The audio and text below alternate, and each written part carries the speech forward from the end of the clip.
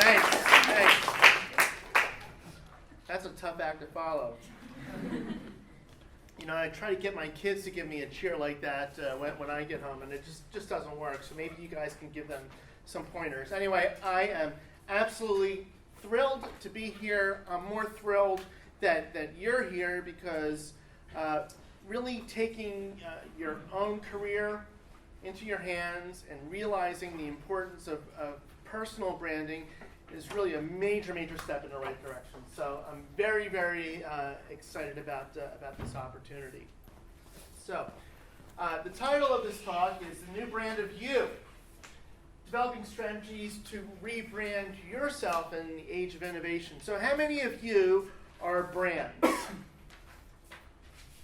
1, 2, 3, 4, 5, 6. You guys are developing brands as we're going, right? All of you are brands. In fact, you're multiple brands. And we're going to be talking about that. And we're going to be talking about how to develop and create the brand that's going to help you in life, especially in your career. Now let's talk a little bit about people. People are brands, right? Actors, actresses, they're all brands, right? When somebody is in a particular role, and we typically think of that role with that person, we associate that role, what do we call that? Typecast, right? They're typecast, right? When I say to you Sylvester Stallone, what do you think of? Rambo, Rocky, right? Adrian, right? I worked on that for a long time. It's amazing. This guy's been in so many different movies, right? Like, you guys were not born when Rocky came out, at least the first one. Rocky 45, I think you were. But Rambo, Rocky, all around the same time, right? Nobody thinks of the Expendables, right? But yeah, that's his role, right? So he fits in that Expendables role because he's still this macho, tough guy, right? You know, Sylvester Stallone getting cast as Romeo, right? Go, Juliet! Not happening. Doesn't work. So when we position your brand, we're going to position your brand based on 3 different dimensions. Your role, your style, and your values. Your role is different depending on who your audience is. And by the way, you have lots of roles. In other words, you have lots of different brands. You have certain brand with your friends. Think about what you mean to your friends. When you're hanging out with your friends, what do they think about you when they hear your name? Right? My friends, hey, it's Howard. Oh, okay. And they've got certain meaning. So when your friends hear your name, do they laugh like hell? No. When they hear your name, what do they think of? They think of you, comrade, someone I trust, someone I like to hang out with, someone I like to drink a beer six with, right? That's what they think of. They think of someone that I can confide in and so forth. They think of someone I could be on a TV show with. There's your friends. And you have a brand with them. Because when they hear your name, that name is what? Distinctive, relevant, and consistent to your best friends, right? What about your family? Are these 2 roles the same? Are the brands the same? Is your personal brand the same here as it is here? Anybody? How about in unison? 1, 2, 3. No. Unison means everybody. 1, 2, 3. No. No, it's not. Although some parents try to be their kids' best friends, that doesn't work out. Your brand is different. So we have multiple brands, not multiple personalities, multiple brands. We have different meanings to other people. Remember the whole other thing? And professionally, these guys are supposed to represent a profession. Sorry, it was the best I could do. So, professionally, where you work, you have a completely different brand there. And we manage these brands. So you know what? The good news is you've got a head start on this. In terms of developing your brand, you have a head start because you're already doing it. Yeah, you're managing this brand, with this brand, with this brand. And you probably have other brands that you're managing. And you're able to juggle them and keep them separate. That's not easy. Right? You're switching roles constantly, right? And when your friends come over to the house for dinner, isn't that awkward? Right? You know what I'm talking about, right? You bring your friends over because now you're caught between two different brands. You're caught between two different roles. Well, I'm the son and I'm the fiance. Right? So when mom criticizes the fiance, she's like, what are you going to do about it? That's my mom, I can't. And you're stuck between brands. You're stuck between roles. Right? So keep them separate. But you know what I'm talking about? That friction is because you're caught between two different brands, two different roles. We manage them well. You know, now, when they get along, oh boy, everything's, peachy keen. That's great. Okay, and then your role is very different over here. Extremely different. Okay. So, your own personal style. Okay, the way you communicate with people. Do you use your hands a lot? I use my hands a lot. I haven't hit myself yet, but I wouldn't be surprised if that happens. So how do you communicate with each other? Texting? Phone? Talking on the phone, not just texting? Are you a good communicator in terms of your verbal skills? Are you a good writer? How do you communicate? And by the way, that texting language, textease, bad news. Try getting out of the habit because invariably you're going to send your boss an email with your or you or all these, smiley face is okay. Watch out because it'll happen and it won't be fun. The manner in which your roles are personalized in terms of the context of expectations. Different people in your roles have different expectations of you, and you should know them. And the emotional image that you create in others over time.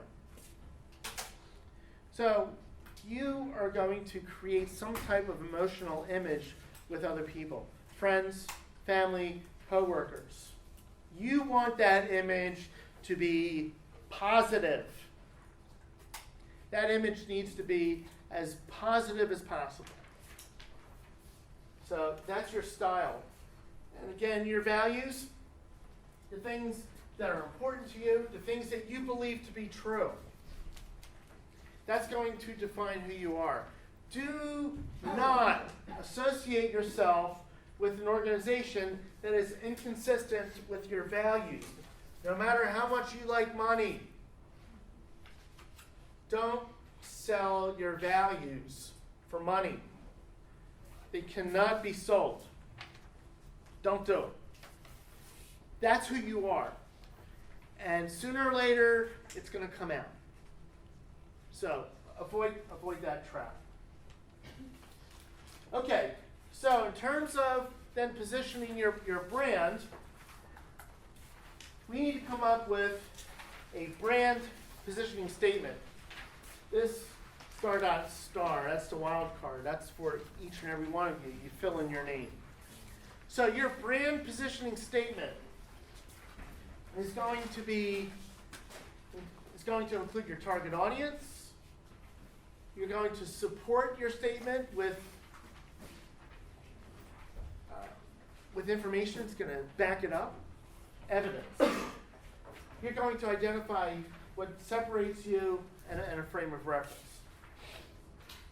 So here's your positioning statement. It's to your target audience with your frame of reference. Who is your point of difference, and your because is the support. Okay? So you're all looking at me, it's like, what? What's he talking about? This is my brand statement. To my students in the workshop, I am a respected professional facilitator. In a workshop, I'm a facilitator. Who is able to extract the essence of the inner brands of you, my workshop attendees. Because of my expertise arising from my education, some of my professional, and I think I'll add my personal experiences as well. This is my branding statement. How many of you are impressed? 2, 3. This was one of those questions where everybody raises their hand. How many of you are impressed with that? Great.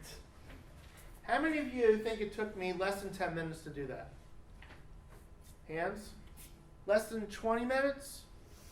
Less than 30 minutes? 30 minutes or less? It took me 2 hours to come up with that. 2 hours. And by the way, as I was reading it, you saw that I modified it, didn't you? And did such a good job.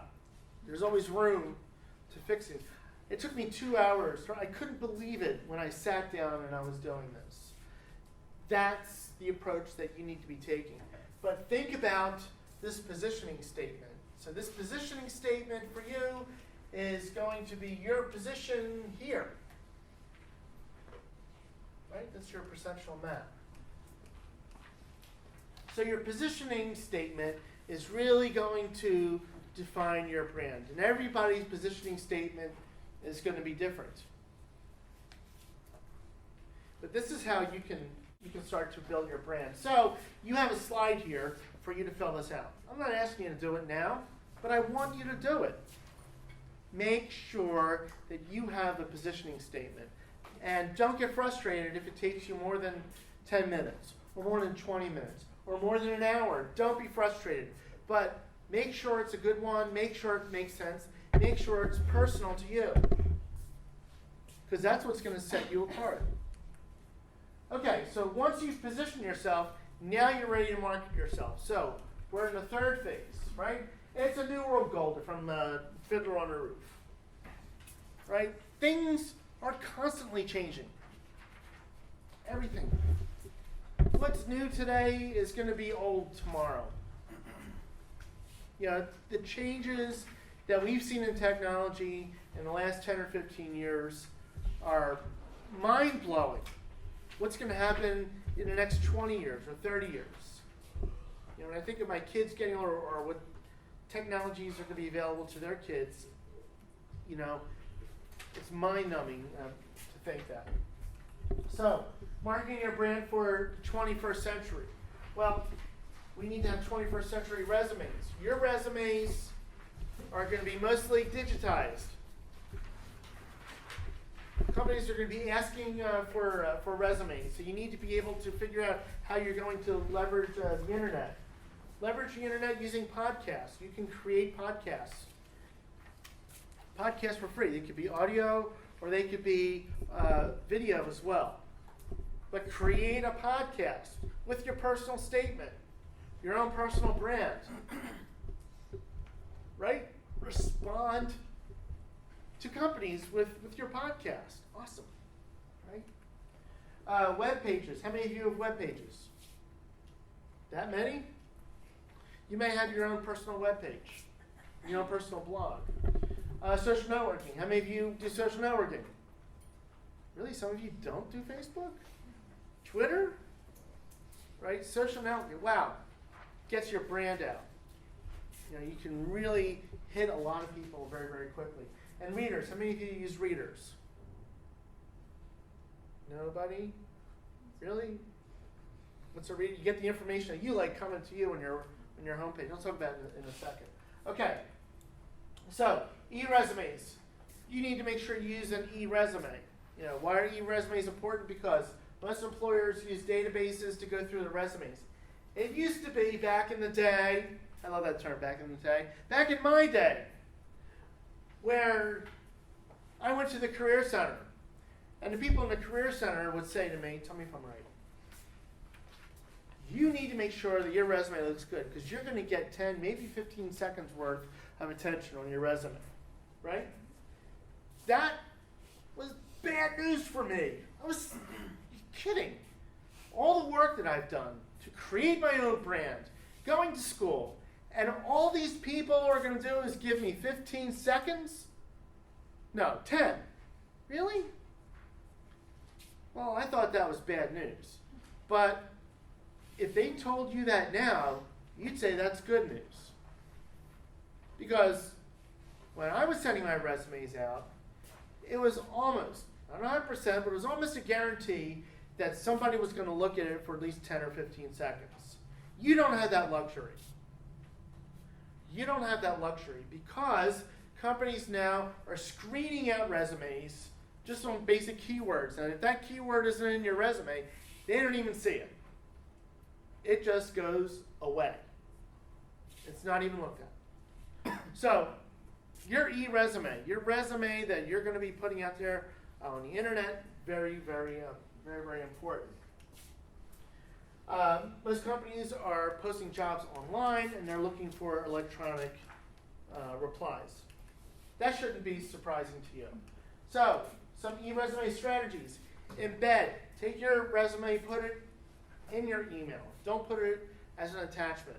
Or if you do put it as an attachment, at least use a PDF file, okay? So nobody can manipulate it. So if you send a Word document and somebody gets it, they don't like you, they could put hobbies, doing recreational drugs, that's not going to work.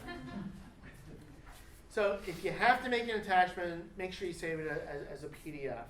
But embed it in your email because, some people get freaked out about attachments. They think they're going to get a virus. They don't know you. So you may want to embed it in your email, post it on job boards, and convert to web-based HTML so most people can read them. Your e-resume strategies. You need to include the what's in addition to action. So what are you doing? What's important to you? In addition to action words. Sold. I sold $100 million worth of business. I hit the wrong button there. Boy, did I ever. Some examples of what? Conducted cross-functional management for initial and follow-up contact. Hey, cross-functional management. Wow, that's good. That's a what? Coordinated marketing campaigns. That's a what? Coordinated. That's what I did. Marketing campaign. You know what? I'm looking for somebody in my company who's done marketing campaigns.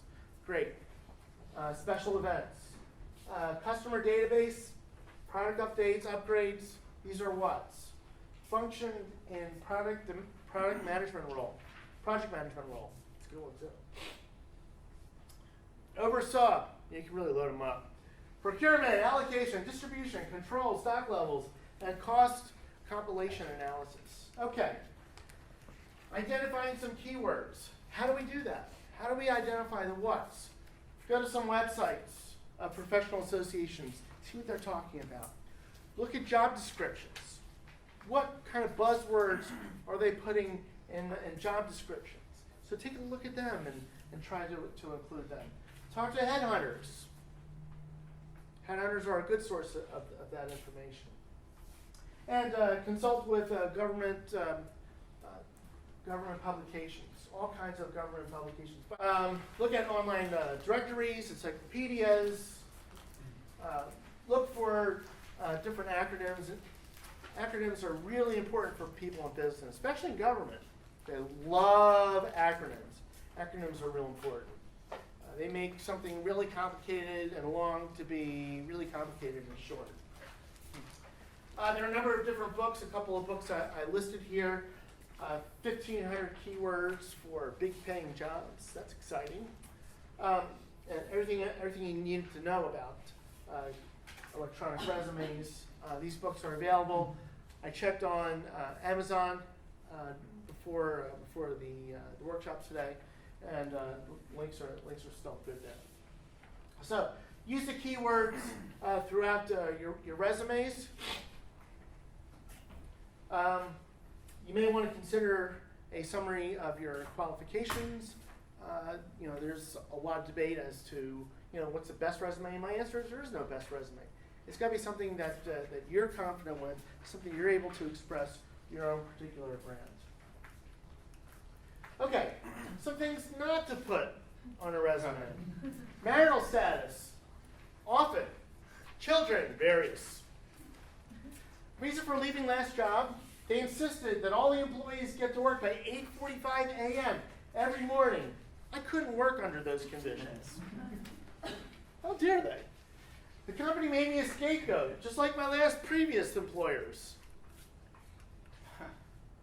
Finished 8th in a class of 10. And my endless list of incredibly relevant job experiences is exceeded only by my modesty.